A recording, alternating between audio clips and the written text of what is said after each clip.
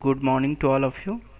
आज हम लोग चैप्टर 3 अकाउंटेंसी का goodwill nature and valuation lecture 2 discuss करेंगे। ठीक है, इसमें देखते हैं need for the valuation of goodwill. कल हम लोगों ने जाना कि गुडविल होता क्या है।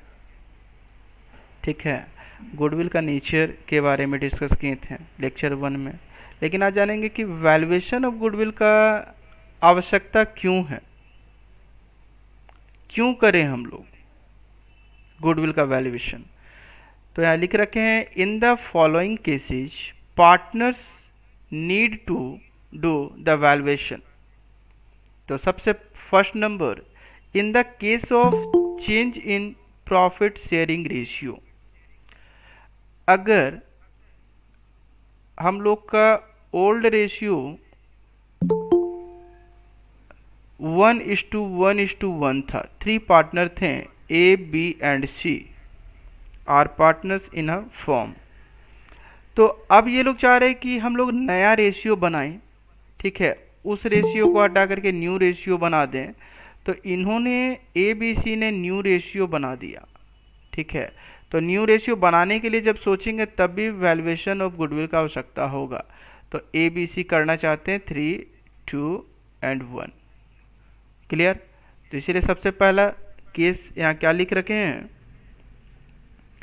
इन the case of change in profit sharing ratio. ठीक है। Number 2, eight the time of admission of partner. अगर मान लो पहले से 3 पार्टनर हैं किसी फॉर्म में, ए बी एंड सी, तीसरे एक पार्टनर डी को ऐड करना चाह रहे हैं ए बी सी मिल करके, तब भी ये लोग गुडविल का वैल्यूएशन करेंगे। कारण क्या होगा कि डी अभी आएगा और उसको प्रॉफिट मिलना शुरू हो जाएगा। ठीक है, तो ए बी सी आपस में डिस्कस करेंगे ना कि भाई हम लोगों ने 10 साल से फर्म चला रहा है और 10 साल हम लोगों ने मेहनत किया और उस मेहनत का जो प्रॉफिट हम लोग ले रहे हैं वो डी भी लेगा, ये कैसे चलेगा। तो इसीलिए ए बी सी क्या करता है कि गुडविल का वैल्यूएशन करता है और जो भी गुडविल का वैल्यू आता है उसका पैसा किससे लेता है, डी से भी लेता है। ठीक है, तब जा कर के उसको एडमिशन दिया जाएगा। तो याद रखना सेकेंड पॉइंट, हम लोग गुडविल का वैल्यूएशन कब करते हैं, कब नीड पड़ता है, at the time of admission of partner. ठीक है, मतलब नए पार्टनर को जब शामिल कर रहे हैं तब। पॉइंट नंबर तीसरा कहता है at the time of retirement और death of a partner. 3 partner थे, A B C. Suppose C क्या हो गया, रिटायर हो गया, तब भी हम लोग को वैल्यूएशन ऑफ गुडविल करना होगा। और या तो डेथ हो गया सी का, तब भी हम लोग गुडविल का वैल्यूएशन करते हैं। Point number 4, when 2 forms amalgamated. मान लो 2 फॉर्म्स हैं, एक्स वाई जेड, ठीक है, और दूसरा ए बी सी, मिलकर के एक नया फर्म बनाते हैं जिसका नाम है सी डी ई सपोज। तब भी हम लोग इस सिचुएशन में क्या करेंगे, गुडविल का वैल्यूएशन करेंगे जब 2 फर्म आपस में मिलती है तब। Point number 5, when the partnership firm is sold out.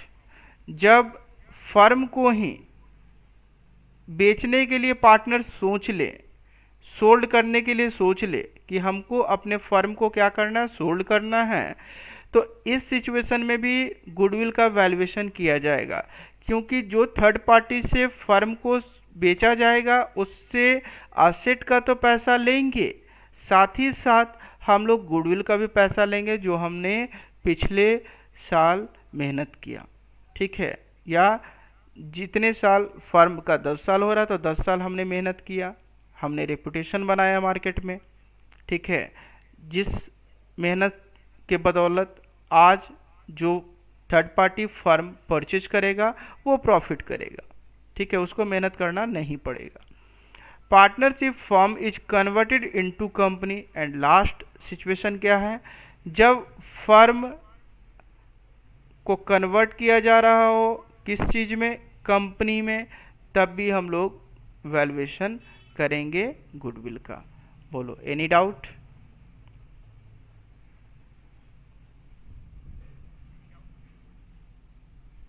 No sir. चलो, तो यहाँ तक समझ गए।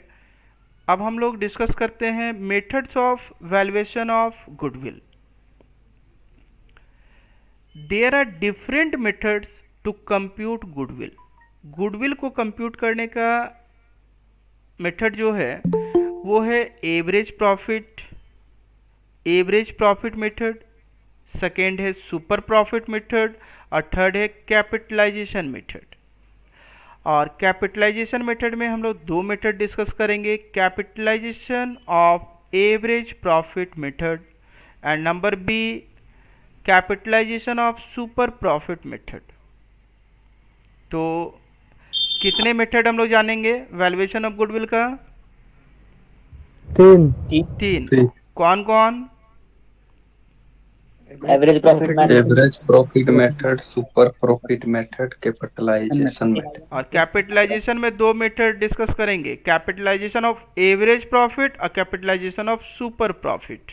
ठीक है, तो कैपिटलाइजेशन मेथड में देख रहे हो ये भी आ गया, फर्स्ट भी आ गया, देखो तो एवरेज प्रॉफिट मेथड, और दूसरा सुपर प्रॉफिट वो भी कैपिटलाइजेशन में देखने को मिल रहा है, लेकिन उसके साथ ऐड हो गया कैपिटलाइजेशन वर्ड। ठीक है, तो हम लोग डिस्कस करते हैं फर्स्ट नंबर जो है हमारा average profit method. Average profit method से हम लोग गुडविल का वैल्यूएशन कैसे करेंगे? तो यहाँ पर एक लाइन लिखा गया है, क्या पढ़ते हैं उसको। This method is the simplest and the most common method to compute goodwill of firm. ये जो एवरेज प्रॉफिट मेथड है ना, वो सबसे साधारण और सामान्य तरीका है गुडविल का वैल्यूएशन करने का। ठीक है, तो इसके लिए फॉर्मूला है यहाँ पर जो हम लिख रखे हैं, value of goodwill equal to average profit into numbers of years purchase. तो एवरेज प्रॉफिट में यहाँ स्टार बना रखे हैं, एवरेज प्रॉफिट हम लोगों को निकालना होगा और numbers of years purchase question में गिवन होगा। ये नंबर्स ऑफ ईयर्स परचेज आप क्वेश्चन में देखने को मिलेगा। ठीक है, क्वेश्चंस में गिवन होगा, लेकिन एवरेज प्रॉफिट हम लोग को फाइंड करना पड़ेगा। तो एवरेज प्रॉफिट हम लोग फाइंड कैसे करेंगे? तो यहाँ पर फॉर्मूला लिख रखे हैं, टोटल प्रॉफिट्स। ठीक है, जितने साल का प्रॉफिट्स हम लोग को दिया होगा उसका हम लोग टोटल कर देंगे और अपॉन जितने साल का टोटल किए ना उससे डिवाइड कर देंगे, मतलब नंबर ऑफ ईयर्स से हम लोग डिवाइड कर देंगे। क्लियर है?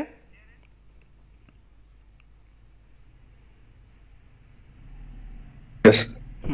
यस तो सर। अब हम लोग एक क्वेश्चन लेते हैं और बनाते हैं एवरेज प्रॉफिट मेथड से। क्वेश्चन कहता है compute the goodwill of the firm on the basis of average of 3 years purchase. देखो यहाँ पर 3 ईयर्स परचेज कहा ना, तो यही दिया हुआ है 3 ईयर्स परचेज। ठीक है, और फॉर ऑफ लास्ट 5 ईयर्स, तो 5 ईयर का हमारा प्रॉफिट दे दिया गया 1 2 3 4 5। तो 13 में हमारा प्रॉफिट हुआ है कितने का? 30,000 का। 14 में कितने का प्रॉफिट है? 20,000 का। यहाँ पर ब्रैकेट में दिया गया है, दैट मीन्स कि लॉस।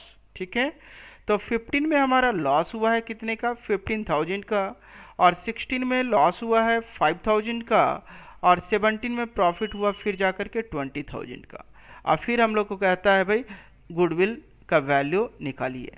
तो हम लोग पहले फॉर्मूला लिखते हैं, value of goodwill equal to average profit into numbers of years purchase. ठीक है, वो फार्मूला लिखने के बाद हम लोग एवरेज प्रॉफिट्स हम लोग को निकालना होगा। तो एवरेज प्रॉफिट्स के लिए फॉर्मूला बता रखे हैं, total profits upon number of years. तो टोटल प्रॉफिट्स कितना, कैसे फाइंड आउट होगा? तो टोटल प्रॉफिट्स के लिए यहाँ पर हम क्या करते हैं कि जितना भी साल का प्रॉफिट और लॉस दिया हुआ है ना, उसको ऐड एंड सब्ट्रैक्ट करके हम लोग टोटल प्रॉफिट्स निकालेंगे। तो 5 ईयर्स का, 5 ईयर्स में 3 ईयर्स प्रॉफिट दिख रहा, 2 ईयर्स लॉस दिख रहा, तो लॉस को माइनस किया जाएगा, प्रॉफिट को ऐड किया जाएगा। ठीक है, तो यहाँ पर हम लोग 30,000, 20,000, फिर -15,000, -5,000 प्लस 20,000, ठीक है, यहाँ से आया। क्लियर है? 30,000, 20,000, -15,000, क्यों? क्योंकि लॉस है। 5,000 माइनस हुआ, लॉस है। 20,000 प्रॉफिट है, इसलिए ऐड किए, और हम लोग का टोटल प्रॉफिट्स मालूम पड़ गया कितने का? 50,000 का। बोलो, कोई डाउट? No sir. आगे बढ़ते हैं। अब यहाँ पर देखते हैं कि हम लिख रखे हैं एवरेज प्रॉफिट्स, जो कि फॉर्मूला था। तो कहता है total profits divided by number of years. तो नंबर ऑफ ईयर्स कितना होगा? 5 ईयर्स का हम लोग टोटल किए हैं ना, तो यहाँ पे 5 करेंगे। अगर 6 का दिया रहता तो 6 से डिवाइड करते, 7 का देता तो 7 से डिवाइड करते, ठीक है।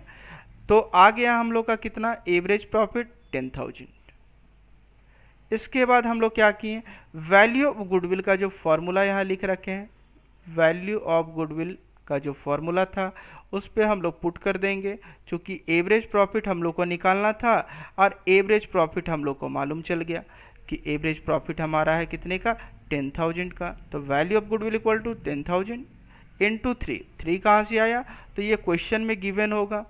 कहाँ गया क्वेश्चन? तो क्वेश्चन में गिवन है 3 ईयर्स परचेज कहा गया है, ठीक है, यहाँ पर। तो इसीलिए हम लोग 3 से मल्टीप्लाई किए। अगर 4 ईयर्स परचेज कहता है क्वेश्चन में तो 4 से मल्टीप्लाई करते, 2 ईयर्स परचेज कहता है तो 2 से मल्टीप्लाई करते हैं, और आ गया हमारा वैल्यू ऑफ गुडविल कितने का? 30,000। बोलो, क्लियर है यहाँ तक? अच्छा, थोड़ा क्वेश्चन दिखाइए ना, बता रहे हैं। हाँ, क्वेश्चन यहाँ पर है, ठीक है। Compute the goodwill of the form on the basis of average of 3 years purchase of last 5 years. चलो, एक क्वेश्चन हमें भी देंगे बनाने के लिए, तुरंत इसको बनाकर दिखाना है। Yes. जल्दी, फास्ट, 2 मिनट्स का टाइम दे Sir. रहे हैं, जल्दी। सबसे पहले आंसर किसका आता है? Let's see. चलो, आंसर आ गया, कितना आया? 1,08,000। यहाँ पर देखो सॉल्यूशन बना रखे हैं हम। Value of goodwill equal to average profit into numbers of years purchase. Average profits equal to total profits upon number of years. तो टोटल प्रॉफिट्स हम लोग निकाल लिए। 20,000 चूँकि ये लॉस था ना, इसीलिए माइनस किए हैं, बाकी को प्लस किए, बाकी प्रॉफिट था। तो आ गया हमारा 1,80,000।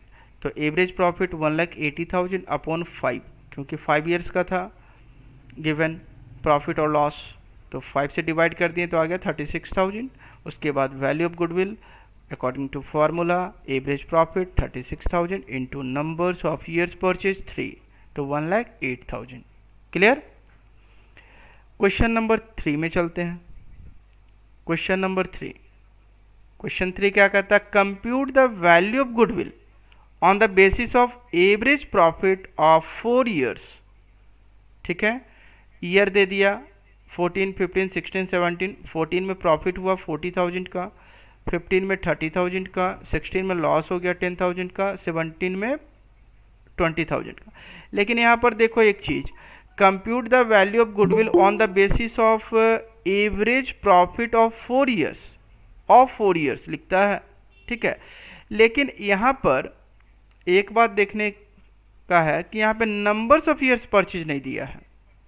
बोलो, दिया गया है? क्वेश्चन में No, sir. Numbers No, of years sir. Purchase नहीं दिया No, गया है, sir. तब कैसे बनेगा? तब देखो, हम लोग सेम काम करेंगे, टोटल प्रॉफिट्स यहाँ भी निकालना होगा। तो टोटल प्रॉफिट्स निकालने के लिए हम क्या करते हैं? ऐड करते हैं और लॉस को माइनस करते हैं, तो 80,000 आ गया। उसके बाद हम लोगों ने एवरेज प्रॉफिट निकाला, 80,000 को 4 से डिवाइड कर दिए क्योंकि 4 ईयर्स का दिया हुआ था। ठीक है, तो आ गया 20,000। उसके बाद वैल्यू ऑफ गुडविल निकालने के लिए क्या किए? एवरेज प्रॉफिट 20,000 जो हम लोग का आया उसको 2 से मल्टीप्लाई कर रहे हैं। क्यों? कारण क्या है? कारण सिंपल है, क्योंकि यहाँ पे 4 ईयर्स का दिया हुआ था। कितने ईयर्स का दिया हुआ था? 4 ईयर्स का प्रॉफिट एंड लॉस दिया हुआ था, इसीलिए हम लोग 2 से किए। 2 हो गया हमारा नंबर्स ऑफ ईयर्स। ठीक है, नंबर्स ऑफ, चलो अब यहाँ पर सर नंबर ऑफ ईयर नहीं समझ। हाँ, नंबर ऑफ ईयर्स तो परचेज नंबर ऑफ ईयर नहीं। और सर मतलब बता दे रहे कैसे। यहाँ देखो रूल नोट, से कि सर अपने से लेना। रूल है इसका क्या, तो यहाँ इसीलिए लिख रखे हैं since number of years purchase is not given in the question therefore, इसलिए half of number of years, half of number of years which are taken for calculating average profit will be considered as number of years purchase। मतलब जो भी number of years हमारा दिया रहेगा ना, जितने साल का प्रॉफिट लॉस दिया रहेगा उसका हाफ कर देंगे, तो that is half of 4 years. 4 दिया हुआ था यहाँ पे, टोटल 4 ईयर्स का प्रॉफिट लॉस था हमारा, तो 4 का हाफ कर दिए तो कितना आया 2 ईयर्स। बोलो कोई डाउट? अब अगर क्वेश्चन में नंबर्स ऑफ ईयर्स परचेज नहीं दिया गया है तब क्या करेंगे, जितने भी साल का प्रॉफिट या लॉस दिया रहेगा उसका हम लोग को हाफ कर देना है, उसी को कंसीडर किया जाएगा as numbers of years purchase. Clear? Six रहेगा तो सर 3। हाँ 6 रहेगा तो 3 होगा, ठीक है, वो हाफ कर 5 देना रहेगा तो सर हाँ हाफ कर देना है। जैसे मान लेते हैं 7 ईयर्स का दे दिया तो हाफ नहीं पता कितना होगा, 3.5। हाँ ठीक है।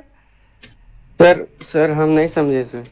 देखो अगर मान लेते हैं क्वेश्चन में नंबर्स ऑफ ईयर्स परचेज नहीं दिया गया है तब हम लोग कैसे बनाएंगे, तो बाकी बनाने का सेम तरीका होगा, केवल ये देखना है कि प्रॉफिट या लॉस कितने साल का दिया गया है। यहाँ पर हम लोग नंबर्स ऑफ ईयर्स कितना था, तो नंबर्स ऑफ ईयर्स को ही हाफ कर दे रहे हैं, वही हमारा बन जा रहा है नंबर ऑफ ईयर्स परचेज। वही चीज़ यहाँ लिख रखे हैं, half of number of years, ठीक है, को नंबर ऑफ ईयर्स परचेज क्या कर लेना है, कंसीडर कर लेना है। अभी समझ में आया?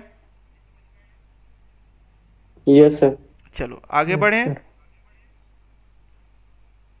नेक्स्ट क्वेश्चन करें। चलो एक क्वेश्चन और Yes, sir. लिखते हैं, बनाते हैं। Okay, thank you to all. हम लोग नेक्स्ट क्वेश्चन को नेक्स्ट लेक्चर में 3rd में कवर करेंगे।